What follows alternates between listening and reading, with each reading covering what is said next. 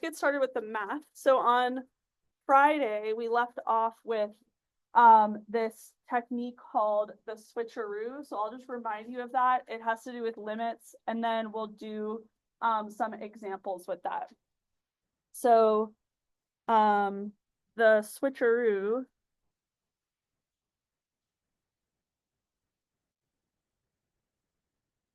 said the following. So if f, so let's let f of x be any function.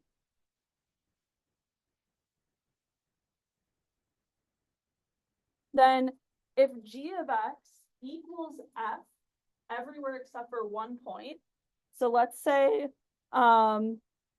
g looks like this. So g of x is the same as f when x is not equal to some value a, and then it has some other value, let's say c, when x is equal to a.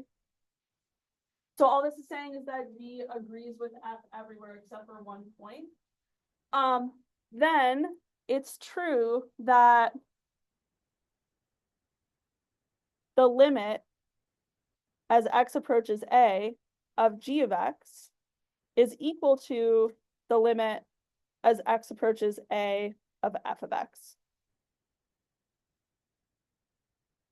So how this will get used is if g is something that has a removable discontinuity, then we'll just replace it with the continuous version. Does that make sense? And then you can just compute the limit by plugging in a. So let's do an example of that.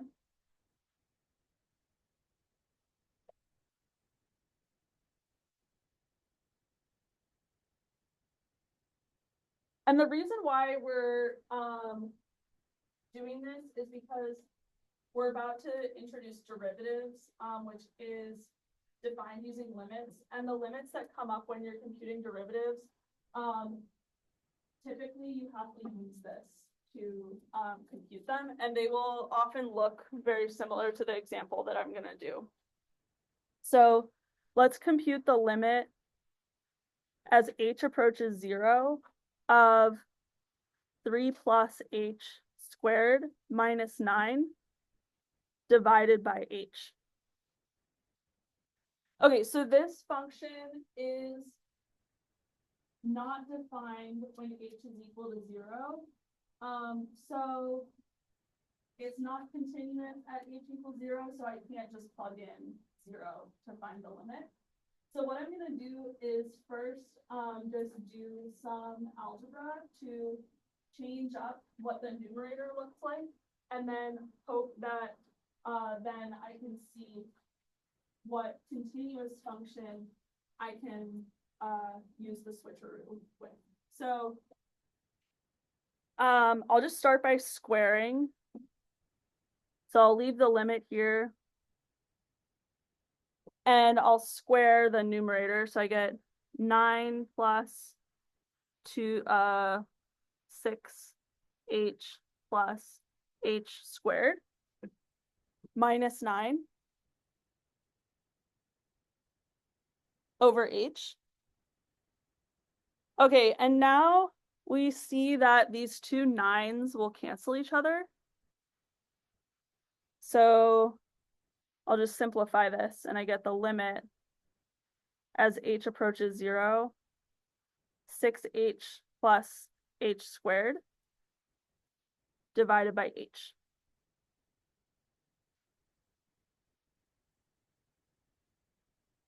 Okay, so now what we want to do, I think your intuition would be, let's cancel the h.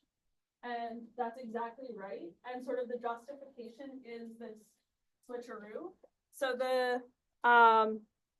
the idea here is that we'll replace the function 6h plus h squared over h with the function 6 plus h. Okay, and the reason why we can do that is because these two functions have the exact same value everywhere, except at h equals 0, this one is defined and this one has a hole. So the switcheroo tells us that the limits will agree. So this limit is equal to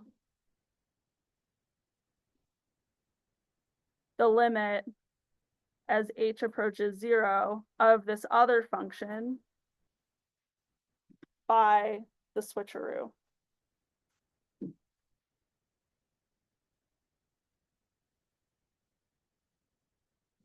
Does that make sense? Okay, so then this is a continuous function because it is it's just a polynomial or a linear function in h. So we can just plug in h equals 0. So we get that this is equal to 6. So I'll say here that this is since 6 plus h is continuous, the limit is found by plugging in.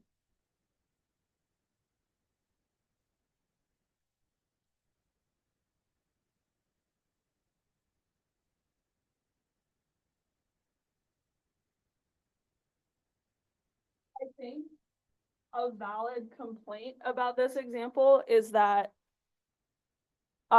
you know, the thing that I wrote here just so happened to have the constant terms cancel, right? And that's like why this whole thing worked. So the constant terms canceled, and that's why we were able to remove a factor of h from the numerator. And if I just tweaked the example a little bit, then this wouldn't work, right?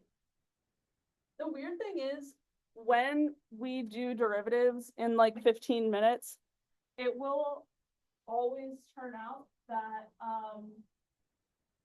the examples have this feature that the cancellation works out. So this example, like it might seem like it was special or particular, but it will turn out that this is like sort of how these calculations tend to go. Are there questions?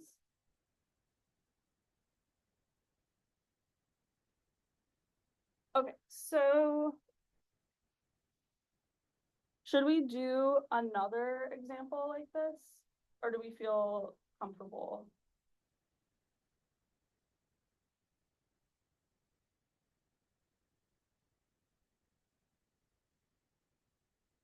Does anyone feel strongly either way? Okay, let's move into derivatives because we'll do more calculations similar to this once we've introduced that.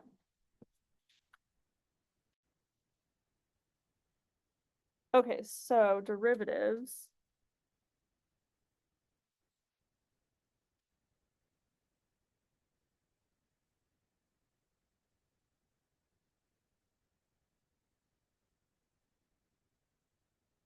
Okay, so in our big map of calculus, derivatives is like one of the first mountains that we're going to. So we did like continuity and limits leading up to two big mountains, which were integrals and derivatives. And so derivatives is one of these big things that we'll go into. And then at the end of the course, we'll see how these are related. So I'll say a little bit now about the big idea behind derivatives and sort of what, just broadly, what are they doing?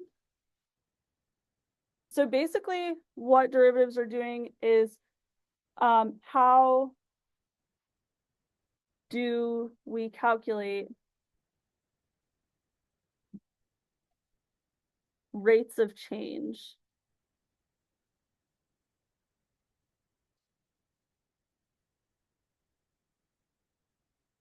So let me give a real world example.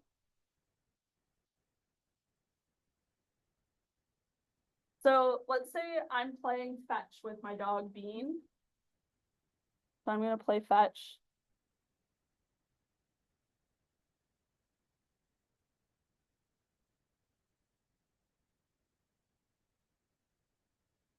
And I'm just gonna draw a graph of his distance from me as we play the game of fetch.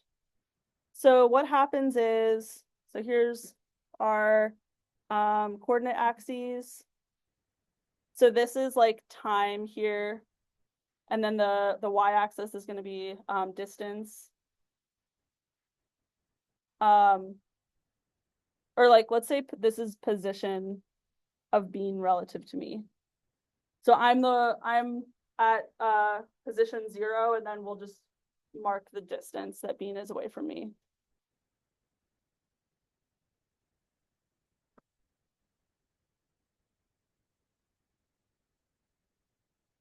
Okay, so at time 0, I throw the ball and Bean starts running to go get it. So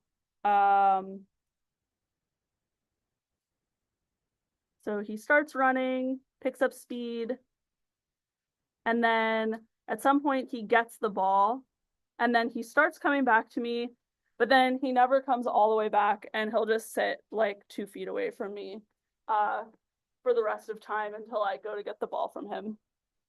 So, okay, so this is Bean's position. So let's say we wanted to know what is Bean's maximum speed, or even not even just the maximum, but let's like, what is the speed at any given time? So we here have all of the information that we need, right? We know what his position is at any given time. So it seems like we should be able to figure out what his speed is as well at any given time. So how do we do that? Well, when he picks up the ball here, so he goes out away from me, he picks up the ball and starts coming back. What's his speed here? 0. Yeah, I mean, it makes sense. Like he got the ball and he starts coming back, and he had to pause there to pick up the ball. So here so at time of picking up ball, his speed was 0.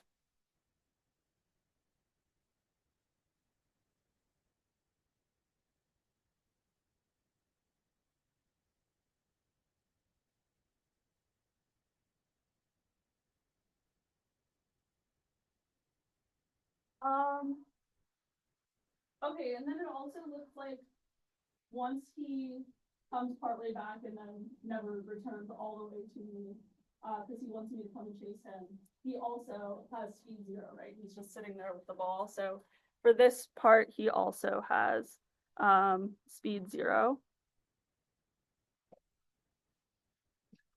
When is he going the fastest? We just give a description and a picture. Yeah.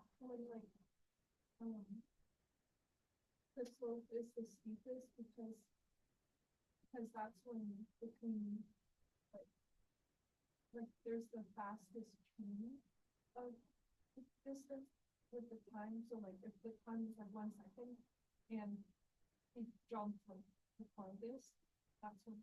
Yeah. So like, okay, so this is a good observation. So like, if we think about what's happening over like a 1 second interval, right? If over that 1 second interval, his position changed a substantial amount, that means that he was going really fast in that 1 second interval.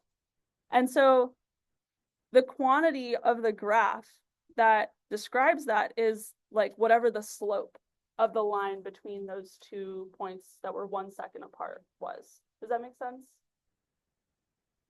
And you can kind of imagine like at some point you could draw the line that's like tangent to the graph at that point, and that the slope there would be describing like Bean's instantaneous speed at that moment. So, so let me just write down some of these observations. So, thinking about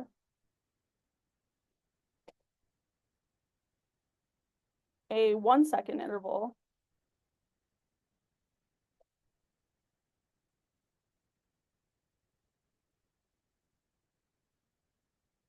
if the position changed a lot, then Bean was going fast.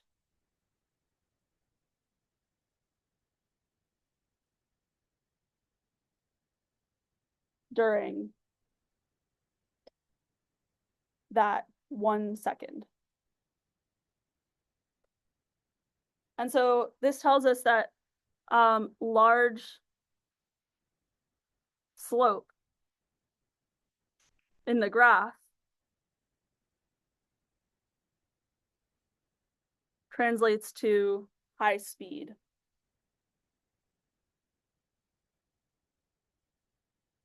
And let's think for a second about like what slope is. So the like mnemonic that I learned when we learned about lines in like middle school or whatever was like change in y over change in x, right? So slope is change in y, which in this case is the position, over change in x, which in this case is time.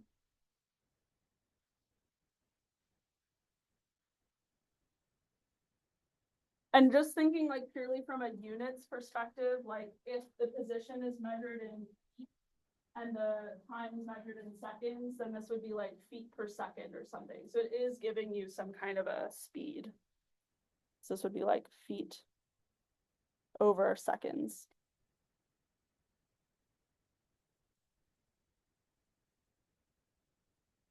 Okay, so let's think about like, how would I actually get the slope at any given moment in time?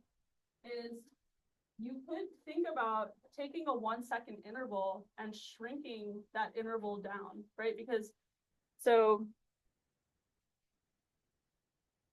let me draw the graph bigger. So if I look at a 1 second interval, I can find the coordinates of those 2 points, right? And then I can compute the slope of this line from change in y over change in x, right? And then if I wanted to figure out exactly what was the slope at this point, I could start shrinking the interval. And the tool that we have to do that now is limits. So I can take the limit as the size of this interval goes to 0, and that will get me the slope at a particular point. So take the limit, and I'll call this interval, I'll call this width h. And that will give me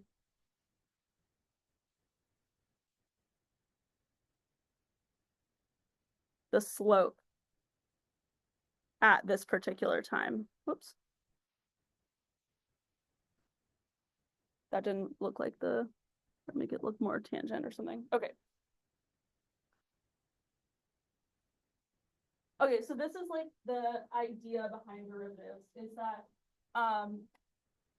we want to calculate the slope of a line at the slope of the graph at any given point. And how we're going to do that is we're going to take the line passing through the graph at 2 points that are close together, and then take the limit as those points get closer and closer together. And when they collide, then you'll have the line that's tangent to the graph at that point, and its slope will tell you like what was the speed at that given time. So let's say, okay, so this, let me write some of this down. So let's say that this is A and this is A plus H. So then that means that this point is F of A plus H, and this point is F of A. So the idea is that we will first calculate the slope of the line between the point A, comma, f of A and A plus H, comma, f of A plus H.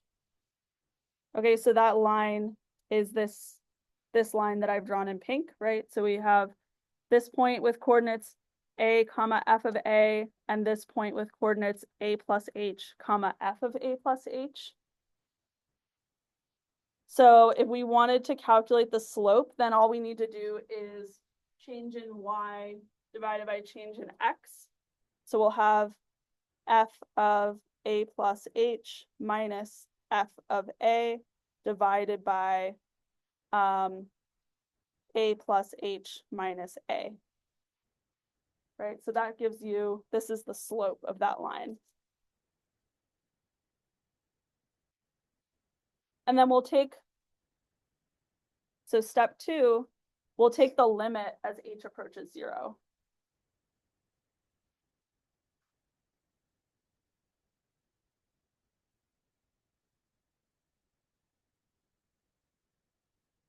Yeah. Okay, so then we have limit as h approaches 0, and I'll simplify this bottom because we have the a's canceling, so we get f of A plus H minus f of A divided by H.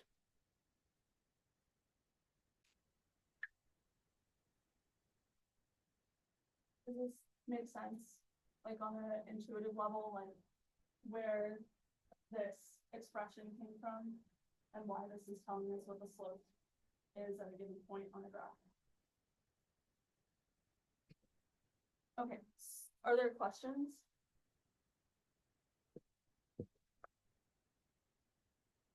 Yeah. Can you simplify the top by the, what's the, like, I guess there's a little about like F A plus H is like F A plus F A. Right, so without knowing something about f, we can't simplify this expression because we would first need to do like the quotient rule, but we can't apply the quotient rule because this function is 0 at h equals 0. Yeah. Yeah, so you really can't like push the limit in and break it up any more than this without knowing something about the function. Yeah.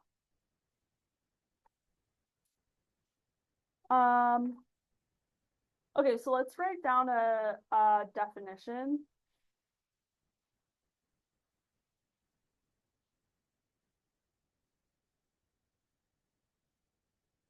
This is just summarizing everything that we just did. So this will be the tangent line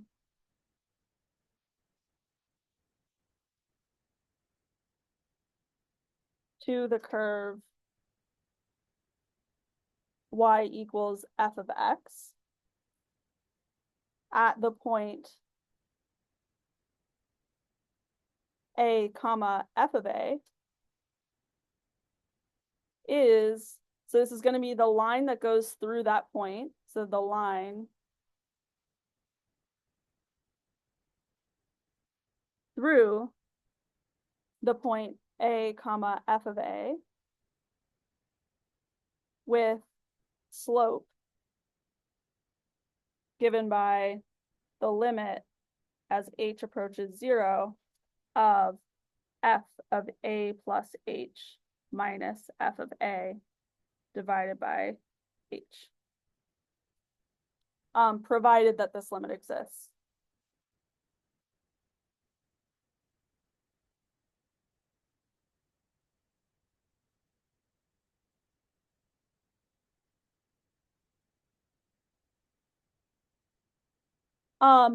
There is a second version of this. So I'll write the other way that you could write this.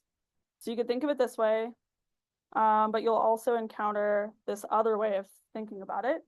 So in this picture, I labeled the distance as h, and then I was just taking the distance going to 0, but I could also instead just forget about h and label this other point and think about that point approaching A. So that sort of way of thinking about it would give you this expression. So the limit as x approaches A, where x is just some other point, f of x minus f of A all over x minus A. So it's like a second way of thinking about it. And did someone have a question? Yeah. You don't understand the second way. Okay, let me draw a picture. So let's look at this way. So if I have the graph of some function, then let's say this is A, and then I have another point X. Okay, then this is the value of this will be f of A, and this will be f of x. And then if I write the line going between both of them, it would have this as its slope, f of x minus f of A divided by x minus A. And so then we're just going to take the limit as this x gets dragged towards A, and this point will go closer and closer to that point, and the line will become the true tangent line. So that's where the second version comes from. Does that make sense? And these are really the exact same thing. So you could think about substituting x is equal to h plus A to go between these two. So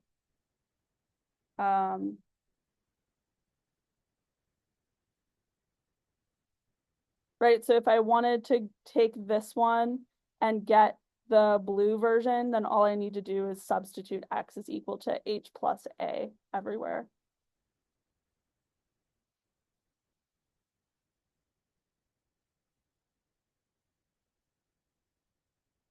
Okay, so this is the definition of the tangent line to the curve at a given point. So let's compute an example.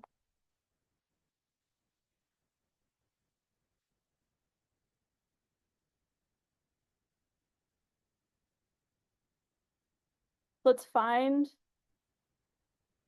an equation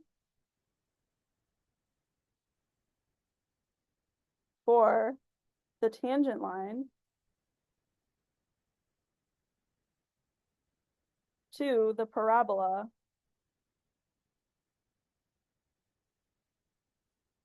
y is equal to x squared at the point 1, 1. Right, so if x is equal to 1, then y is equal to 1. So this is a point that's on the parabola. And so let's compute the tangent line using this definition. And I'm going to do it with the pink formula. Let me just copy this.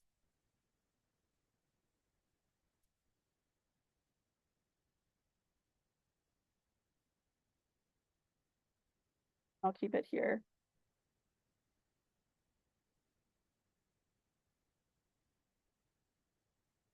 Okay, so in this expression, I'm going to have A is equal to 1, right? So that's the point that where I want to know what is the tangent line at this point. So here, A is equal to 1, and my f of x is equal to x squared. So these are the things that I'm gonna plug into this formula, and then we're just gonna compute the limit to find the slope. And then once we have the slope, and we also know the point that the line is going through, then we have all the ingredients that we need to write down the equation for a line. So let's find the slope. So the slope of the line will be the limit as x approaches a, which in this case is 1, of f of x, which is x squared, minus f of a, which is 1 squared, divided by x minus a, which is 1. Okay, are we happy with this step? Makes sense how I got this as the slope.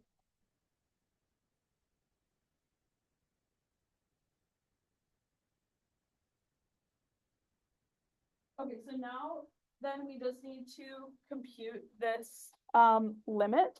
So the first thing, like the way these things go is that typically the denominator is going to cancel with something in the numerator and we'll be able to use the switcheroo. So usually when you start out, you're gonna want to be looking for how can I factor out this from the numerator? And so in this case, I'll just factor the numerator, so it'll be x plus 1 times x minus 1 divided by x minus 1. So here, this is just by factoring the numerator.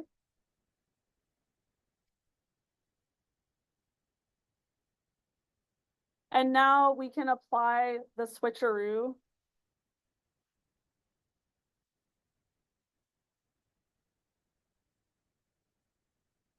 to get that this limit equals the limit as x approaches 1 of x plus 1. And since x plus 1 is continuous, this is just 1 plus 1, which is 2. So since x plus 1 is continuous.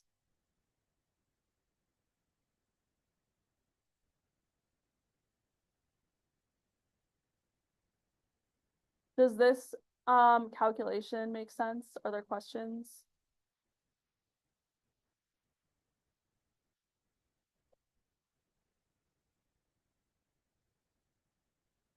Okay, so now we have all the ingredients that we need to make the line. So we're looking for a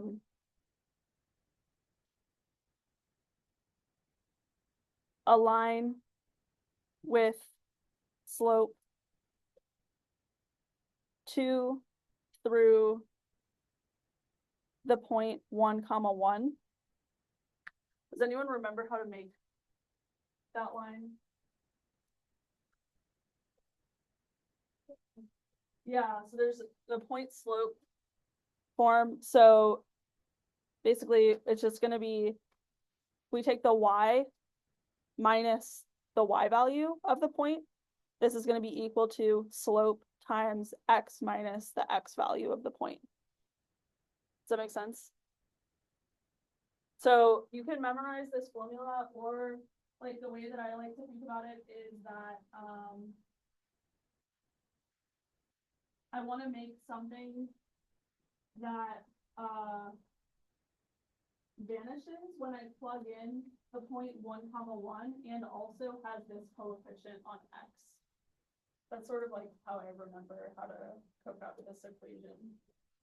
So like just separating both sides, making y minus the thing that y needs to be, x minus the thing that x needs to be. So these will both be 0, and then you also want to satisfy that the coefficient on x will be 2 in the end. So then if you want to rearrange this, you can. So we would get y is equal to 2x minus 1.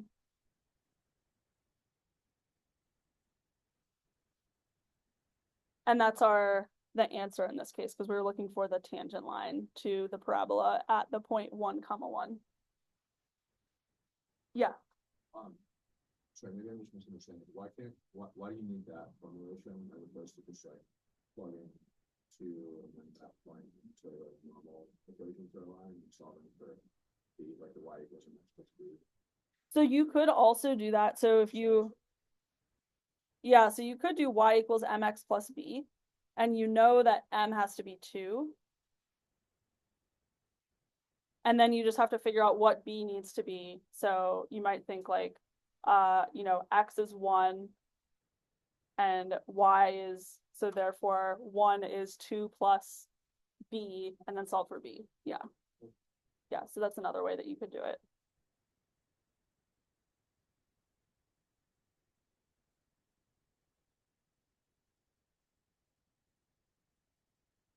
Are there other questions?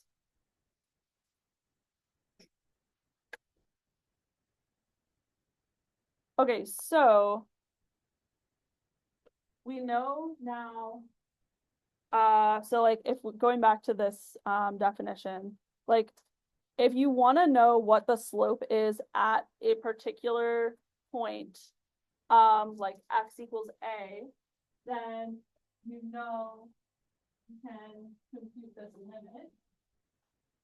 So what we're going to do now, okay, so let's say you wanted to know the value of that slope at multiple points in the graph. So like in the graph of Bean's fetch game, let's say I wanted to plug in different times t and know what speed was Bean going at that time, then it's going to be convenient to have just a function that I can plug into instead of having to compute these limits every single time.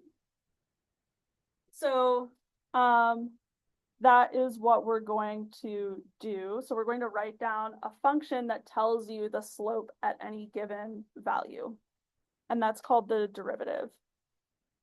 So what we want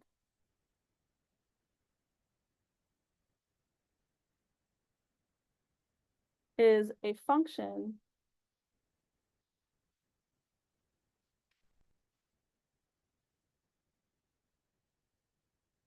that tells me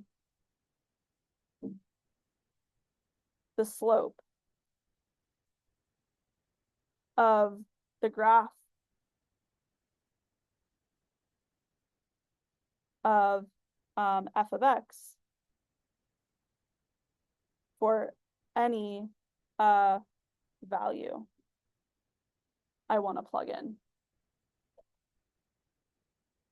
And that's what the derivative is going to be. So I'll write down the definition.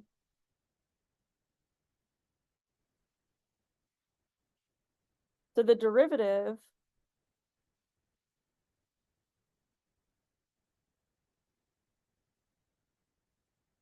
of a function f at a number a is, and you denote this by f prime of a. Okay, that's just the notation. So all this means that so f prime is just going to be the derivative of f. So f prime of a is equal to the limit as h approaches 0 of f of a plus h minus f of a divided by h, whenever this limit exists.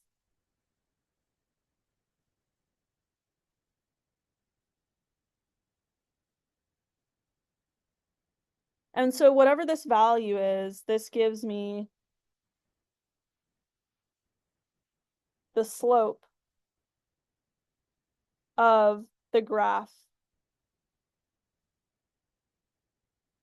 of f at the point x equals a.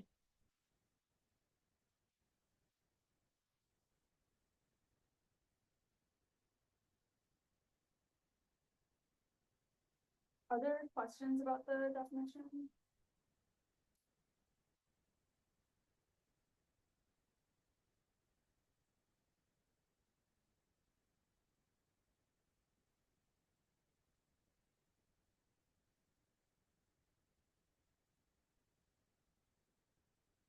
With this.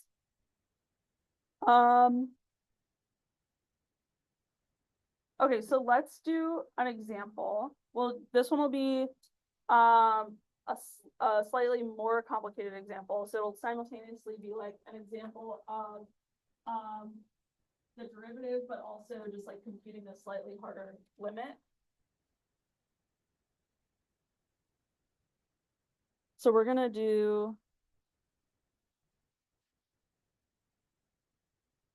find the derivative of f of x is equal to x squared minus 8x plus 9 at a point A. But since A is a variable, you can think of the outcome of this calculation will be like a function in A. Okay, so from the definition, we know that we just need to write down this limit. So I'll have f prime of A is equal to the limit as h approaches 0 of f of A plus h minus f of A divided by h.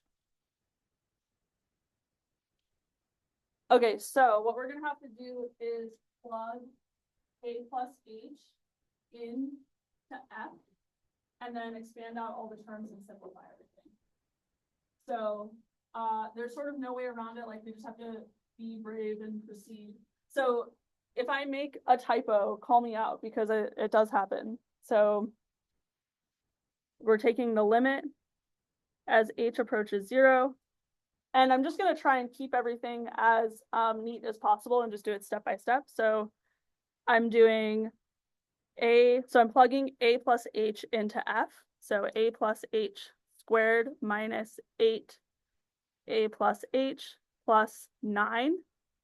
Okay, so that was this part, right? And now I'll do the other part.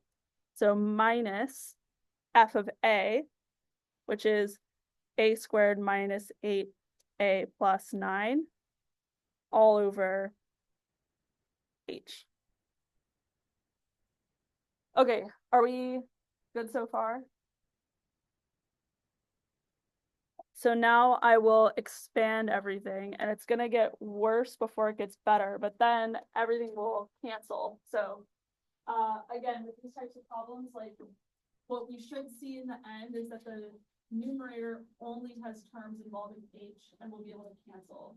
So that is kind of one clue where if you get something in the numerator that has a constant term, then you probably made a mistake because it typically works out that there is cancellation. So let's proceed. So we get the limit as h approaches 0 of a squared plus 2ah plus h squared minus 8a minus 8h plus 9 minus a squared plus 8a minus 9 all over h.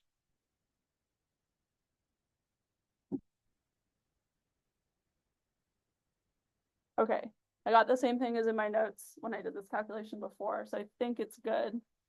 Are there questions? Yeah. Is there like a theoretical or like some systematic reason why the cancellation always tends to work, or is it just kind of... Yeah, we'll see as we go on and do more examples, we'll start to see why. Yeah. And we'll get rules also. So like eventually we'll just have sort of a more mechanical way to, like, for example, find the derivative of a polynomial where we don't even need to speak about the limit anymore. Like we'll start to see patterns and you'll just be able to straight away write down the derivative. Yeah, did you have another question? No. Yes. Related to logic recursions, if you're plugging in something that's like a variable, so it's always the same.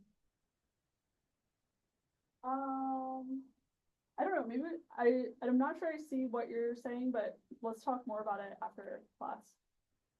Yeah, other questions? Yeah, I kinda know why, but like, for two AH, you just did like A plus H. Right off the two. Yeah, so it's, okay, so did you guys have FOIL when you learned? Was that still a thing? Okay, so when I was, learning this, we had FOIL, so you can think about like, what is A plus H squared? It's like A plus H times A plus H. So then you have to FOIL it, and then the two, A plus H will come from the cross term, so there'll be like, there'll be one where you're multiplying A times H, and then there'll be another copy where you're multiplying H times A, so you have two of those terms.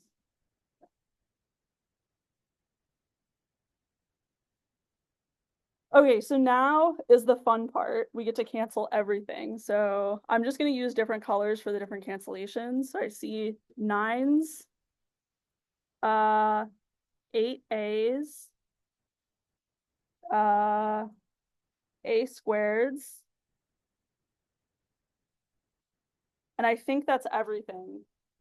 Do you guys see any additional cancellations? Okay, so then we just get, I'll rewrite everything post cancellation. So limit as H approaches 0 of 2AH plus H squared minus 8H divided by H. And then we can do the switcheroo.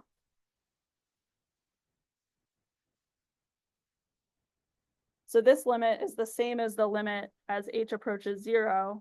Oops. Of just removing 1H from the numerator everywhere. So 2A plus H minus 8. And then this is, if we ignore for a second that we're trying to think of A as a variable. Like if you plugged in any particular value in A, then this is just a polynomial in H. So like, let's say I want to know the slope at A equals 5. Okay, then this is just 10 plus H minus 8. And so this limit is just going to be given by plugging in H equals 0. So this is just 2A minus 8. So, since this is a linear in H, it's continuous.